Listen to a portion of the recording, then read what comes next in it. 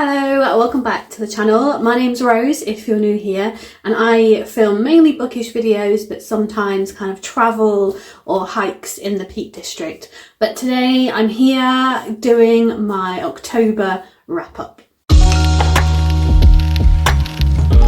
So in the month of October I was to read 8 books was the goal, which is a little bit high for me. My average is 4 books, so I knew already it was going to be, you know, a challenge. A challenge it was.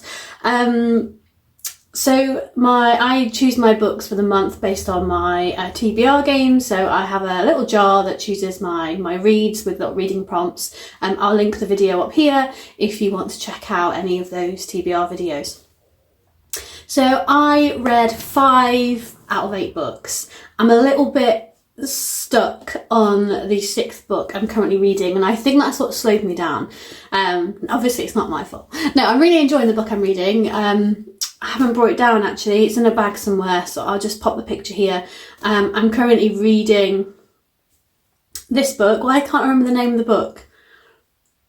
It's about the house with chicken legs, but it's not called that. I've been reading it for about 2.5, 3 weeks. Work's really busy at the moment. I think I'm in a bit of a reading slump. I kind of finish and I don't fancy reading. So yeah, so it took a turn, but I read like 3 books in the first week, which was really good. And then it slowed down. But I'm going to talk about the books that I did read in October and the books that sadly I didn't get to, and will be going back on my shelf. So one of the first books I read was Birding by Rose Wan. This was recommended to me and I absolutely loved this book. I read this so fast. I think just in 2 days I finished this book. So in this story we follow 2 women and their lives cross at the edge of a promenade. So we're following very much, most of the book is written in 2 different stories, and there's this tiny glimpse where these 2 lives connect. But it only kind of happens towards the end. So we follow both Joyce and Lydia. Lydia used to be a pop star. When she was young, she used to pose half naked on billboards. For a little while, her and her band were like the latest thing. But we're following Lydia after this. So when her life settled down a little bit more, she's no longer a pop star. She's still kind of living off this one hit that her and her bandmate had.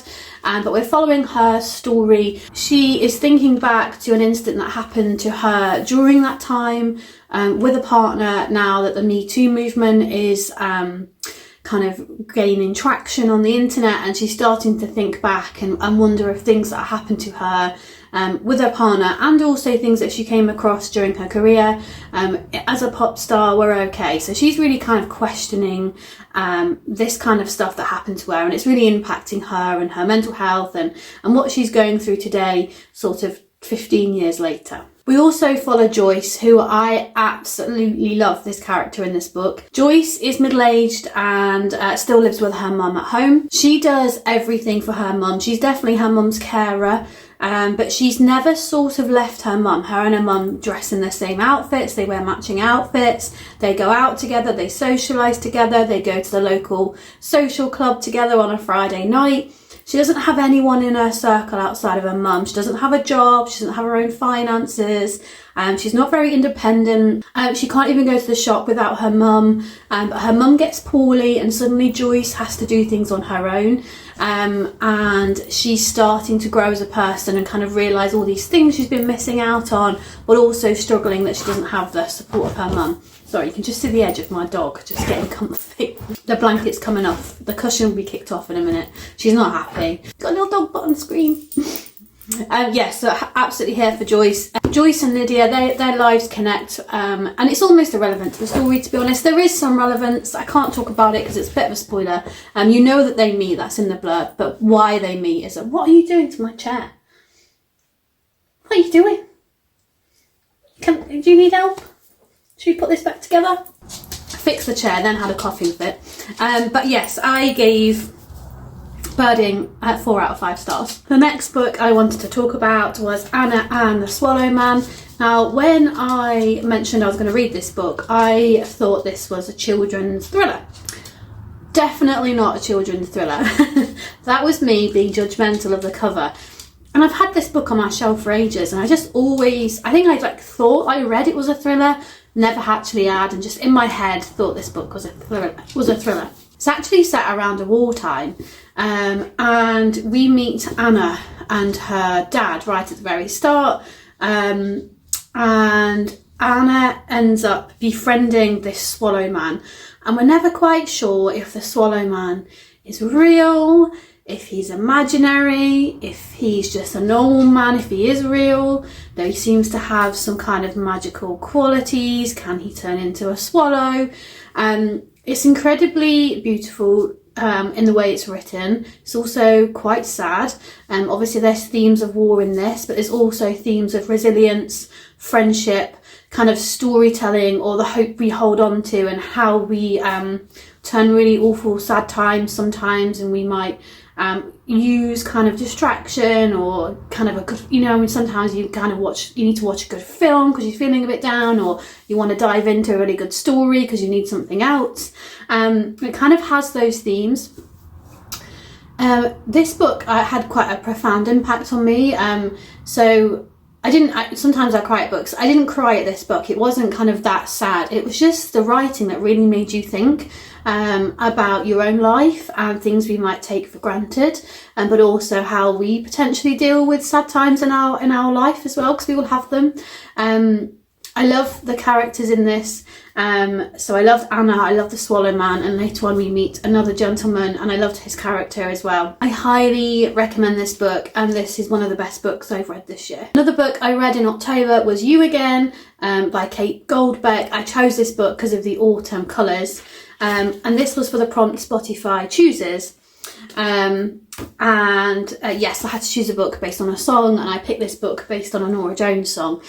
We follow two main characters, and over quite a few years they keep bumping into each other in the most unexpected places, and eventually they spark up a friendship. So it's kind of a bit of there's definitely got enemies to lovers trope in this. But it's also got, I don't know how you describe this trope. It's one of my favourite tropes, where two people keep coming back together, and they almost don't want to like each other, but it becomes too much of, it kind of goes beyond coincidence that they keep bumping into each other, and they've clearly got a connection. How do you summarise that trope? I don't know in a word, because I want more books. Think of like Sally Rooney. However, this book, I love Sally Rooney for that kind of character development, that miscommunication between characters, and you kind of shout at your book. I felt like Kate was trying to do this with this book, but it wasn't quite Sally Rooney level. However, I did really enjoy it. I gave it 3 out of 5 stars. I would pick up another Kate Goldbeck book, but it's probably not a book I'm going to keep on my shelves. For the prompt, a country or place I visited before, which was chosen by Harrison from Tom Topics. I chose the book Pine. I also chose this because Harrison makes YouTube videos based around the Peak District. This is set in the Highlands, but it's got, as you can see on the cover, kind of trees and woodland. It looks like an outdoorsy cover, so I thought it kind of went quite well with Harrison's personality, and it's the book I've been wanting to get to for a while by Frances Toon. This is a thriller. I don't read a lot of thrillers, but I really enjoyed this. I'd say it's mild thriller. I didn't feel scared and I get scared. So we follow Lauren and her father, and they keep seeing this lady, and the first time they see this lady, they're driving down a dark road, obviously because it's a thriller, going through kind of forest, and they see a lady at the edge of the road, and they pick her up, and she's not dressed in very much. I think she's got like a little dressing gown on, and they take her home, and she gets a bath, and then in the morning she's gone, and the daughter says to her dad, where did that lady go? And the dad said, what lady? But even though he'd fed her and helped to have a bath and all of this stuff. So straight away you're thinking, okay, something's weird here. Either the dad remembers and he's pretending not to, or he genuinely doesn't remember. Then the little girl starts to see this lady more often. and the tale kind of goes from there. I don't want to say any more because there's lots of spoilers with a thriller. There's lots of twists and turns in this book. It's very fast paced. Obviously the setting's a bit eerie, being in a forest, and there's a cabin in the forest, so you've got that kind of spooky, eerie vibe. So yeah, it was a nice quick read for me, and I gave this 4 out of 5 stars. Sorry, I was just checking my notes. Gave this 4 out of 5 stars. The last book I read in October was The Imaginary by A.F. Harold, illustrated by Emily Gravett. I gave this book 5 stars. I really, really enjoyed this book. We follow, the main character in this is an imaginary friend, and it's about what happens to him when the person who imagined him goes away. So what happens to an imaginary friend when the person who imagines them isn't around anymore? Do they just cease to exist, or where do they go? It made me feel a little bit, you know, like Toy Story in the scene where Jessie gets left at the side of the road, and if you don't watch that and sob your heart out, then, you know, you're not human. It's that kind of premise. So obviously that's the main character. So the imaginary friend still exists, and they're trying to find their way back to their human. So I had an imaginary friend growing up. Well, I had an imaginary dog, and another person in this has an imaginary dog. So straight away I was like, oh my gosh. So that was really nice to read about this imaginary dog, and it made me think. I kind of hadn't thought about this dog that I used to have when I was younger. It's just quite a sweet story. There's some definitely sad bits, but it's a very quick read. There's some beautiful illustrations as well.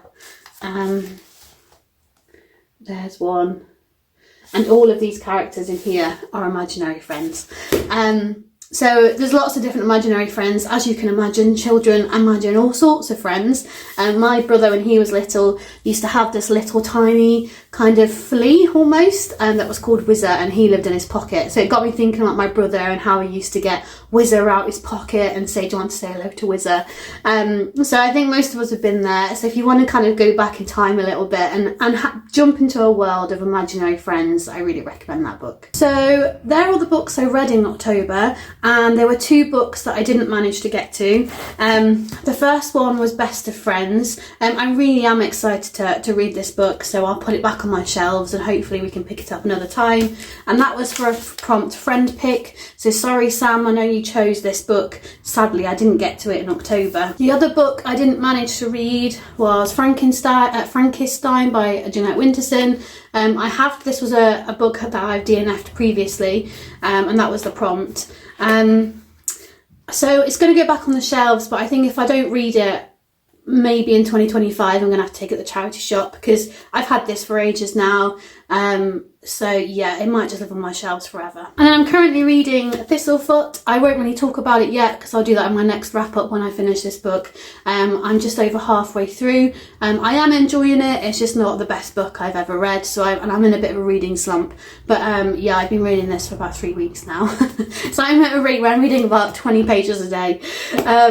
Yeah, so I need to finish that. So that's my October wrap up. Let me know, what have you been reading recently? Any recommends you've got for me?